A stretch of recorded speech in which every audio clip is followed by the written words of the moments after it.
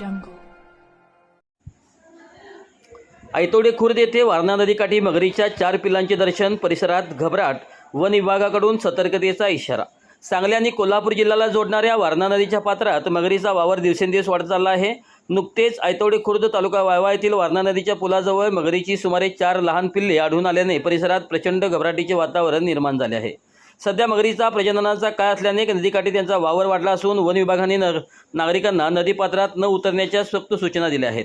सध्या उन्हाळ्याचे दिवस आहेत, त्यातच शालेय सुट्ट्या असल्याने वारणा नदीपात्रात पोहण्यासाठी येणाऱ्या लहान मुलांची संख्या व तरुणांची संख्या मोठी आहे. मात्र सध्या मगरीचा प्रजननाचा काळ असल्याने नदीकाठावर मोठ्या प्रमाणावर पिल्ले दिसून येत आहेत. आपल्या पिल्लांच्या सुरक्षेसाठी माता मगर अधिक आक्रमक होण्याची आणि मानवावर हल्ला करण्याची दाट शक्यता असते. हीच बाब लक्षात घेऊन वन विभागाने तात्काळ पावले उचलली आहेत. सध्या नदीपात्रात मगरीचा वावर वाढला आहे. नागरिकांनी, विशेषतः पोहणाऱ्यांनी, कपडे भांडी धुण्यासाठी जाणाऱ्या महिलांनी नदीकाठावर जाणे टाळावे.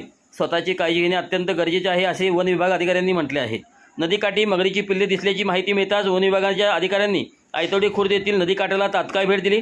परिस्थितीचे गांभीर्य ओळखून वन विभागाने या ठिकाणी सतर्कतेचा इशारा देणारे सूचना फलक लावले आहेत. तसेच नदीकाठावर पोहण्यासाठी येणाऱ्यांना मज्जाव करण्यात आला आहे. या पाहणी दरम्यान गावचे पोलीस पाटील मोहन चांदणे, वन विभागाचे अधिकारी आणि स्थानिक ग्रामस्थ उपस्थित होते. नागरिकांनी कोणत्याही प्रकारे अफवावर विश्वास न ठेवता नदी परिसरात जाताना पूर्ण खबरदारी बाळगावी असे आवाहन प्रशासनाच्या वतीने करण्यात आले आहे.